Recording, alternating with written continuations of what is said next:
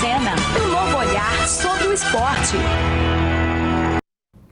Olá, amigos da PUC TV, sou Luiz Bercó, mais uma vez, com muito prazer e alegria, levar a todos vocês maiores informações, as melhores informações, as mais atualizadas informações, as mais variadas informações sobre tudo que diz respeito ao esporte. Afinal, nós somos todos esportes e para desporto, somos todos esportes em cena. Hoje temos a satisfação de receber aqui nos nossos estúdios uma triatleta, que é o orgulho de Goiás, que representa o estado de Goiás, que é um atleta de Goiás e com grandes resultados, sempre com grandes resultados, e nós estamos sempre procurando trazer aqui o que tem de melhor, o que melhor representa o esporte goiano e que tem grande representatividade também, não só em Goiás, como no Brasil, desbravando aí pelo mundo afora, pelo Brasil afora. Nós temos hoje a Andréia, que é triatleta e vai falar conosco sobre, eu considero triatleta como sendo superatleta. Aliás, todo atleta é um superatleta, mas o triatleta ele é 3 vezes superatleta. É uma maravilha. Um prazer, Andréia, recebê-la aqui no nosso Esportes em Cena. Prazer todo meu, boa tarde a todos os telespectadores que estão aí em casa nos assistindo, né? Falar um pouquinho desse esporte aí que, segundo o Bercó aqui, é um super esporte. É um super esporte. Eu assumo a responsabilidade sobre o que eu estou falando, que eu admiro como praticante de várias modalidades esportivas. Eu acho que o triatleta, ele tem que ser olhado de uma maneira diferente, porque essa maratona, né, das modalidades que vocês representam, que vocês praticam, que vocês competem ou não, depende aí, se é livre-arbítrio, né? Uhum. É uma atividade esportiva e você vai competir ou não. Vai para o Ironman ou não, não sei se você vai para o Ironman, vamos falar sobre isso depois. Andréia, quem é a Andréia? Como é que a Andréia teve essa paixão pelo esporte ou por outras modalidades esportivas? Como é que surgiu isso aí? É coisa que vem de família? Eu posso dizer que está no DNA porque meu pai era lutador de luta livre. Luta livre? Exatamente. Então, meu pai sempre teve, passou isso para a gente, né? A questão de ser, né, um atleta.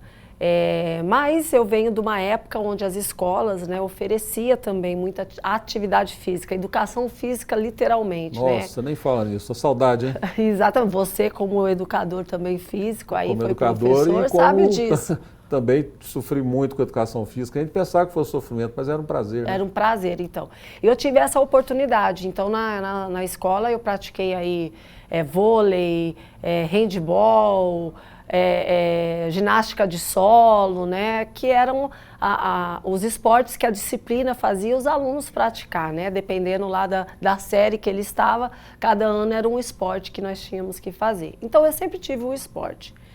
O triatlon, ele surgiu... Deixa eu só voltar aqui. Você acha que a educação física deveria ser considerada? Deveria, não é mais. Era uma matéria obrigatória. Mas você acha que a educação física deveria voltar a ser uma atividade obrigatória dentro das escolas, tanto públicas quanto particulares? Eu acho que deveria. Você acha que deveria? Eu acho... O que é de ruim que tem nisso aí? O que tem de ruim nisso? É porque quando você pratica um esporte, conhece, porque na verdade a escola é o seu primeiro contato com tudo, isso, concorda? Né? Com o mundo, com a sociedade. Ali, né? Exatamente. E é o seu primeiro contato com o esporte, é na escola. É na escola. Porque muitas vezes as crianças estão em casa, né? Só que os pais não têm o hábito, né? Porque já veio talvez de uma geração onde não se tinha muito contato com o esporte, né? Então, eu acho que o primeiro contato com o esporte é na escola. A gente tira pelos países lá fora, e vou falando, né? Os países lá fora ir falar por que nadadores são melhores que os nadadores brasileiros, né? É muito complexo. Mas eu posso dizer porque eles têm o contato desde criança na escola. Isso não quer dizer, por eles serem superiores nos resultados aos brasileiros, não quer dizer que eles sejam superiores aos brasileiros. Exatamente. Isso, porque todo brasileiro que se desponta no esporte, mediante a um atleta lá de fora, eu posso dizer que é isso que você está realmente afirmando. São heróis. Porque não tem o contato com o esporte desde criança, não tem o apoio né? Não Que tem tem que ter, incentivo, não tem apoio. incentivo desde Às criança. vezes nem familiar, Nem sem familiar. contar o público, né? Exatamente. E aí nós pegamos muitos atletas hoje de ponta lá de fora, que talvez não tenham o talento que um atleta brasileiro tem, mas teve toda uma estrutura desde criança. Exatamente. Né? Eu costumo dizer o seguinte, aqui em Goiás, para nós aqui, Goiás, Mato Grosso, né, essa região nossa aqui, do país como um todo, que é um país do agronegócio, eu já falei isso várias vezes e não canso de repetir. Nasceu, você joga para cima. Você cai do lado esquerdo, agronegócio. Exatamente. Se cair do lado direito, esporte. Se cair em pé, que é muito difícil, aí vai ser médico, vai ser advogado, vai ser isso, vai ser aquilo, que é a minoria, né? Exatamente. A minoria da minoria. Nós precisamos deles, lógico, não estou desfazendo de nenhum. Só estou colocando o que eu considero como sendo uma proporção desproporcional. E aí, voltando, quando a criança tem, voltando aí, o porquê que eu incentivaria voltar novamente matéria obrigatória, porque talvez são nesse momento que a criança descobre que ela tem o talento. Isso. Né? Ou é descoberta, né? Ou é descoberta, exatamente. Ou é descoberta, porque às vezes você pensa que o seu negócio é futebol, mas não é, é basquete. É basquete. Você pensa que é basquete, mas é vôlei. Pensa que é vôlei, mas é natação. Você pode até gostar do esporte. Pode até gostar. Mas você descobre que você tem outros talentos e aí você não se desmotiva, né? Exatamente. Andréia, você então, do esporte, você praticou algumas modalidades no colégio, depois chegou a praticar um pouco mais, com a idade um pouco mais adolescente, tudo sempre ligado ao esporte. Sempre. Né? E essa tradição de família, seu pai ser um lutador, gostar mais de artes marciais e tudo, te incentivou também. Claro. Né? Incentivou não só você tem irmãos também que foram incentivados. E amigos também, que essa influência começa a passar para todo mundo. Né? Exatamente. Você pensava que pudesse vir a ser um dia uma triatleta ou praticante de uma modalidade específica? Não. Pergunta difícil. Pergunta difícil, mas eu vou responder. A resposta com facilidade, é fácil. Né? Com facilidade. Eu não imaginava, até porque eu não sabia nadar. Não sabia nadar? Não sabia nadar. Triatleta que não sabe nadar? Exatamente. Eu aprendi a nadar para poder fazer o esporte. E aí entra naquilo que a gente está conversando, né, a respeito. Talvez eu não tenha praticado a natação desde criança, aprendido a nadar, porque eu sempre estudei em escolas públicas e nem todas disponibilizavam na educação física, nem tinha, né? A piscina, natação, a piscina, exatamente. Exatamente. Né? Então, assim, eu tive que aprender a nadar para fazer, por isso que eu nunca me imaginei fazendo triatlon, né? Mas aprender a nadar mesmo, tá, gente? Eu nadava tipo Tarzan, para poder não se afogar, atravessar o rio, cabeça para fora. Cabeça para fora, perna para baixo. Perna para... Exatamente. Só isso aqui, né? Exatamente, o famoso nado Tarzan. Então, eu tive que aprender mesmo. Aí, como que foi isso, né? Como que você, então, quis fazer o triatlon? Então, como eu sempre pratiquei esporte, eu corria, eu fazia academia, né? A corrida é o esporte hoje mais fácil que todo mundo pode praticar. Você sabe qual é o primeiro esporte que a gente pratica na vida, né? É o primeiro esporte. Quando a gente aprende, a criançada aí correndo, primeira coisa que a gente aprende e fica doido para fazer é correr, né? Exatamente. No próximo bloco, vamos falar um pouquinho sobre a Andréia triatleta, sobre as conquistas, sobre muitas coisas boas. Muitas coisas curiosas. Logo estaremos de volta com o nosso Esportes em Cena, hoje tendo o prazer de receber uma triatleta, Andréia. Não é brincadeira não, ela acha que o esporte é comum, mas eu acho que é 3 vezes super atleta. É isso aí.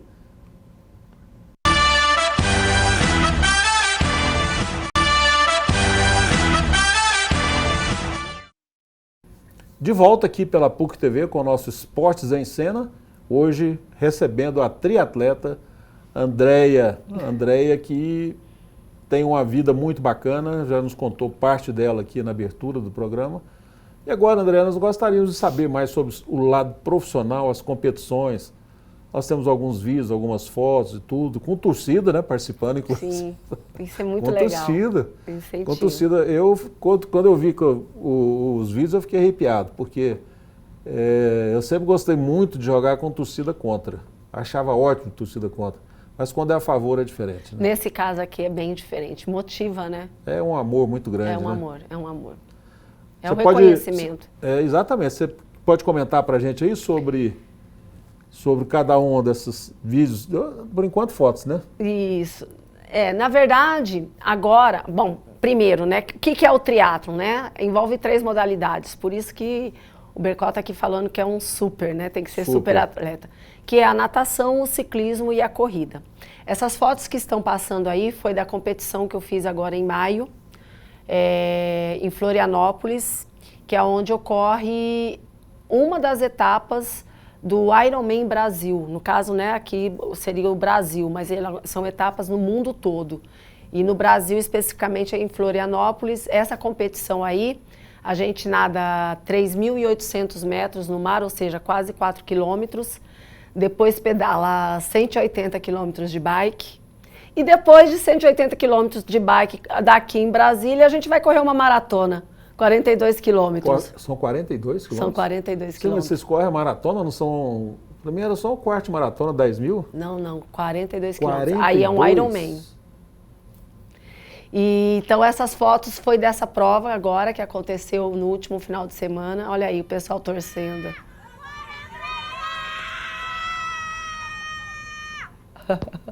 E chuva foi e frio. Chuva e frio, muito frio, né? Tanto é que muitos atletas desistiram da prova porque no pedal passou muito frio durante o pedal, durante 180 quilômetros, muita chuva, não conseguiram completar a prova, né? André, tem uma etapa, são 3 etapas, né? Natação, corrida e o pedal. Tem alguma que você possa considerar assim como para você especificamente, ou para a modalidade, para os demais atletas, cada um tem... Pode ser que tenha, não afirmo isso, não posso afirmar. Mas pode ser que tenha uma dificuldade com determinada modalidade. Você acha, treinos. qual que você acha mais difícil? Você é treino? Isso aí foi o treino. A gente treina aqui no autódromo, quero até agradecer aí ao governo do estado que proporciona pra gente, né, abrir o autódromo pra gente treinar lá. Isso é surreal, porque eu já morei em outras cidades, né?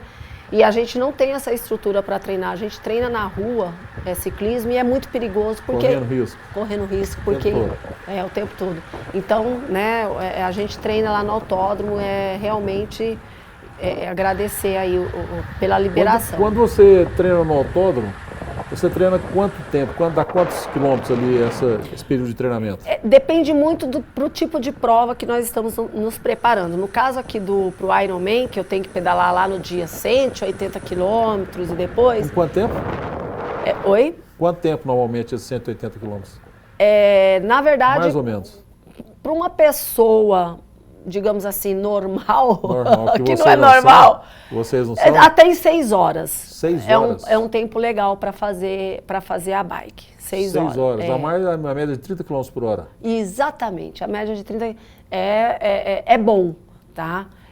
Mas eu já fiz o meu primeiro Ironman, que foi em 2012, eu fiz para 5 horas e 45 minutos, acima de 30 km por hora. E 3.800 metros, em quanto tempo você nada isso no mar? Considerando que é o mar. Considerando que é o mar, e aí levando em consideração as condições aí do clima dessa prova especificamente, e aí também isso varia muito, porque depende muito de como está a condição do mar. Mas especificamente nessa prova eu fiz em 1 hora e 9 minutos, que deu uma média aí de 1 minuto e 50 a cada 100 metros. 1 minuto e 50 a cada 100 metros. É muito bom para ser no mar, né? E a corrida? A minha corrida, depois, eu fechei abaixo de 4 horas. Fiz em 3 horas e 56 Normalmente o maratonista minutos. faz em quanto tempo?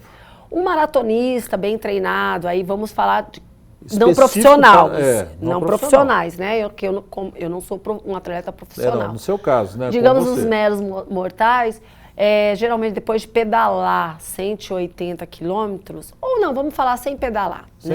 Sem pedalar.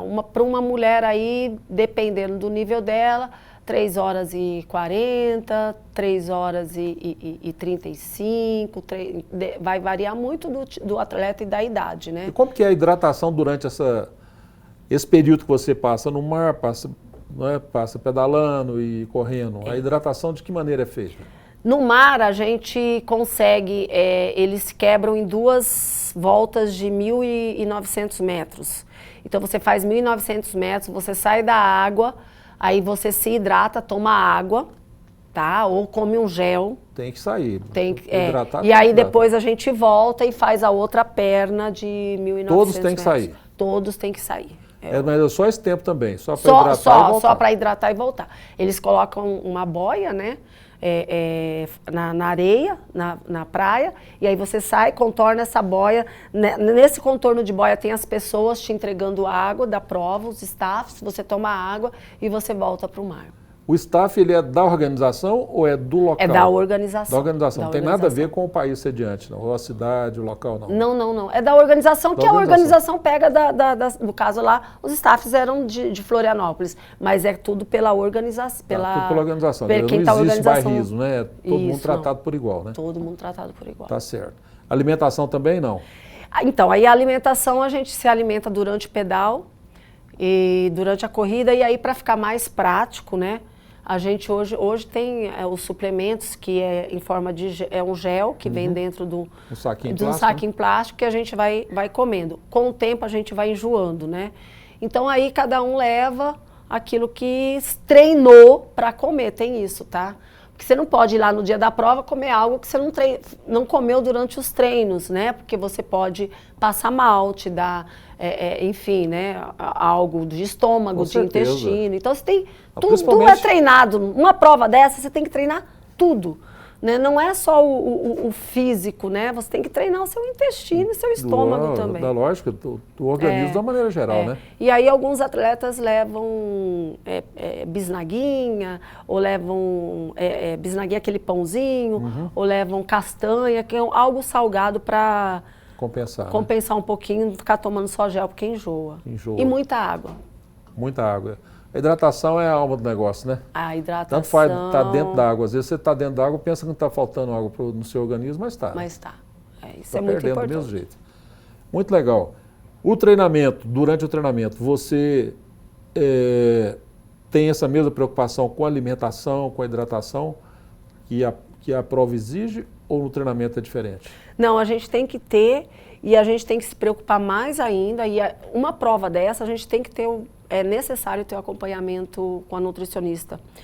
Porque, ainda mais no meu caso, que não sou atleta profissional, eu sou atleta amadora. Eu falo amadora porque eu não vivo só do esporte, eu trabalho. Então, eu treino, eu chego, eu vou trabalhar.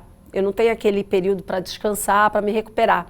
E aí, a alimentação é muito importante, a hidratação, porque se eu não me hidrato bem durante o treino de hoje, amanhã eu não estarei recuperada para o treino de amanhã. Sente isso fisicamente ou organicamente? Sente isso fisicamente. Sente isso fisicamente. Exatamente. Você, como educador físico, né, conhece que todo treino que a gente faz, independente da modalidade, você está levando seu corpo ao extremo, seu músculo ao extremo. Você está inflamando ele. Então, você tem que ter uma boa alimentação para você recuperar ele para o dia seguinte. E ainda mais no caso do triatleta, que como ele tem que treinar 3 modalidades, que é a natação, pedal e corrida, e a gente treina 2 modalidades todos os dias, só intercala. Mas a gente treina todos os dias as 2 modalidades por dia, no mínimo. Então, por exemplo, hoje, sexta-feira, eu já corri e já nadei. Então, eu tenho que me alimentar bem, porque amanhã eu vou ter treino, né? Então, tem que alimentar bem para estar recuperado. Essa corrida que você fez, né, e faz normalmente no treinamento, ela não é a mesma distância, não. Você não corre uma maratona por dia, não. Não. Ela é... Por dia de treinamento que eu estou dizendo. Não, ela é variada de acordo com a periodização, e é montado justamente pensando sempre... o triatlon, ele não pode ser treinado... As modalidades individuais. Eu vou treinar só ciclismo, eu vou treinar só corrida, eu vou treinar só natação. Não, os 3 têm que ser pensados juntos, justamente para você conseguir não desgastar o teu corpo e conseguir treinar, fazer os treinos principais dos 3. Então, terá um dia que o meu treino principal vai ser corrida, então aquele dia vai ser uma corrida talvez maior, com volume maior ou com uma intensidade maior. Depende do que o seu treinador montar para você. É óbvio, evidente que eu não posso, se meu treino hoje chave é de corrida, eu não posso treinar um dia antes ou um dia o treino de ciclismo muito forte, porque senão eu não vou conseguir entregar esse treino chave de corrida, né? Então as 3 modalidades, elas... Tem que ter muita harmonia, né? Tem que ter muita harmonia. Muita harmonia. Tem que ter muita No próximo bloco, seria muito interessante se a gente pudesse falar sobre o novo, né, Vamos chamar de desafio? Exatamente. Pode ser desafio? Pode ser desafio. Então vamos chamar assim, o novo desafio que vem pela frente, Andréia batalhando, lutando no Ironman. Que orgulho, hein? Que satisfação. Isso aí seria uma realização pessoal, mas para o próximo bloco. Pode ser? Pode ser, vou contar tudo. Vamos contar tudo, não esconde nada, aqui não tem nada para esconder. Logo estaremos de volta com o nosso Esportes em Cena com a Andréia triatleta.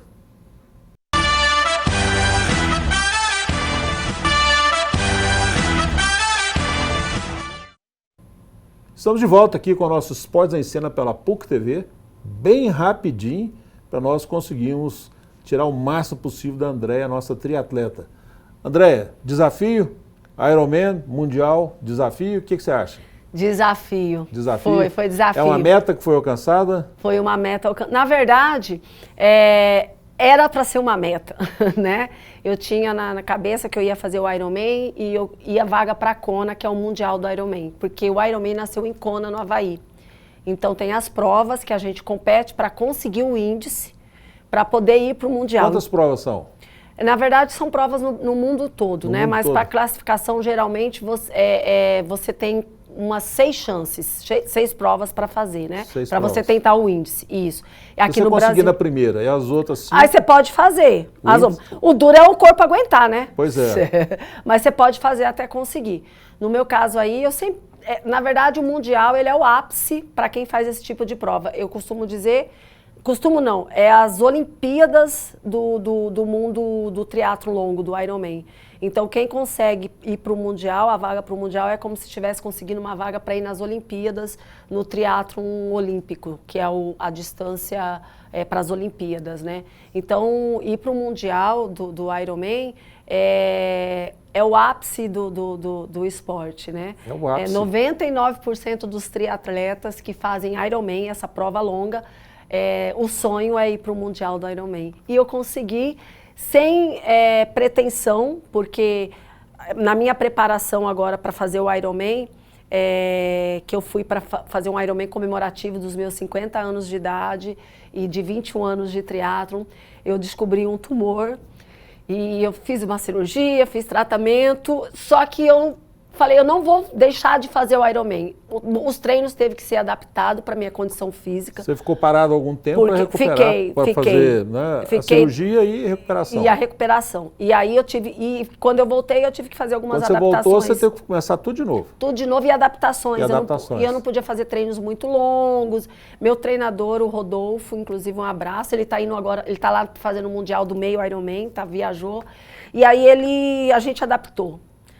Tudo para mim foi adaptado. Então, eu não sabia que eu ia pegar a vaga. Na verdade, eu nem tinha essa pretensão. Eu queria lá fazer um Ironman de comemoração à minha vida. E, para minha surpresa, eu peguei 4º lugar na categoria pódio. E esse pódio me deu a vaga para o Mundial, que é um sonho de todo triatleta que faz o Ironman. E, para mim, foi um sonho, assim, que eu nunca nem imaginei, que é pela minha condição que eu estava naquele momento de saúde. É um negócio muito legal, né? Se a gente ouvir um atleta falar sobre metas que são alcançadas, sobre superações que são desafios que aparecem. É não desistir, desafios. Não desistir nunca. Eu costumo dizer uma coisa, que eu vejo que você também é da mesma forma.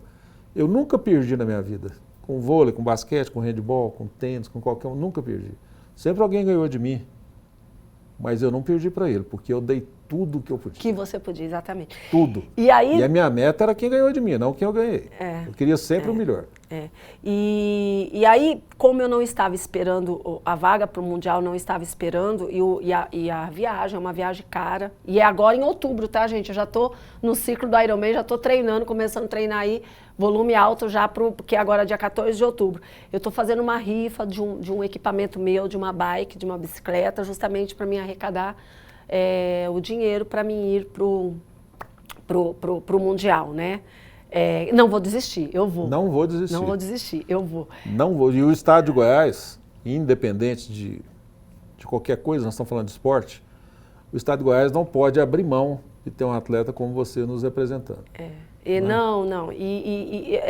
Até pela superação mesmo. E eu costumo dizer que a gente tem que acreditar e não desistir.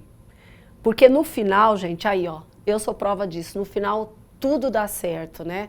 O importante é não desistir, porque se a gente desistir, a gente não chega no final para saber se vai dar certo, não é verdade? Desistir tem duas maneiras, tem duas opções que eu acho de desistir. Quem faz por esporte, por lazer, né? Faço por esporte, faço isso por esporte. Não tem aquela brincadeira? Faço por esporte. E quem faz competitivamente. Agora, quem desiste é porque é frouxo, né? Porque a luta, ela é grande. Quem entra nela já sabe que vai ter que lutar. Ela é grande, ela é grande. Sabe que tem que lutar. Quem pratica esporte abre mão da juventude, abre mão de muita coisa. Abre mão da juventude, abre mão da família. Da família, dos amigos. Dos amigos, da vida, exatamente, né? Da vida. Escolhe uma vida diferente. Escolhe uma vida diferente, é uma escolha, né? E no meu caso, especificamente para essa prova que eu fiz agora em maio, o Ironman, foi uma escolha justamente porque foi uma maneira que eu achei de tirar o foco da doença, né, que eu estava, e focar em algo que me dava ânimo para continuar a viver. Eu acho que isso é muito importante. Muito importante. Nós temos que terminar, infelizmente, nossa, tanta coisa para falar, mas só uma duvidazinha aqui, uma curiosidade, né? Uma curiosidade, não deve ser só minha. Quando você passou a ter essa determinação, com que idade, com que tempo mais ou menos, na idade, né? Não estou falando idade sua, mas o tempo que você praticava essa modalidade? Na verdade, eu pratico o triatlon há 20 anos, mas há 10 anos atrás eu foquei em provas mais longas. Porque eu já comecei no esporte muito velha, vamos falar assim, né? Velha no sentido... Com a idade já... fora da idade, fora quase, da né? idade para ser uma atleta de performance. Isso. E aí eu tinha justamente estilo para ir para uma modalidade do triatlon, que eram as provas mais longas. Então, há 10 anos eu faço as provas longas, mas o Ironman, o full que a gente chama, é o segundo que eu faço. E agora eu vou pro terceiro, que é no Mundial.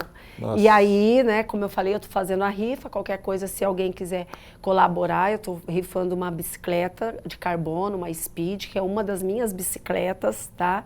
E aí entra em contato com a produção do programa. Vamos colaborar da melhor maneira possível. Lá no meu Instagram, Andréia Alegramante, manda uma mensagenzinha lá que vai ser, assim, vai ser uma recompensa, viu, gente? De verdade, o Mundial. Vai valer muito a pena. Agradeço. Nós aqui agradecemos, Andréia, a sua presença, essa aula de vida que você nos deu, não só a aula de atleta, né, que você é. Para mim, uma 3 vezes super atleta. Mas nós aqui agradecemos aqui a sua presença, agradecemos toda a paciência que você teve aqui nos dar essa aula, essa explanação toda. Imagina. E a oportunidade que nós tivemos aqui foi ímpar. Aqui na PUC, no Esportes em Cena, só aparece gente de qualidade. Nós só convidamos gente de qualidade. E você integra esse hall aqui de grandes campeões, de grandes vencedoras, de grandes lições de vida que nós recebemos até hoje, com todos que já passaram e com você também.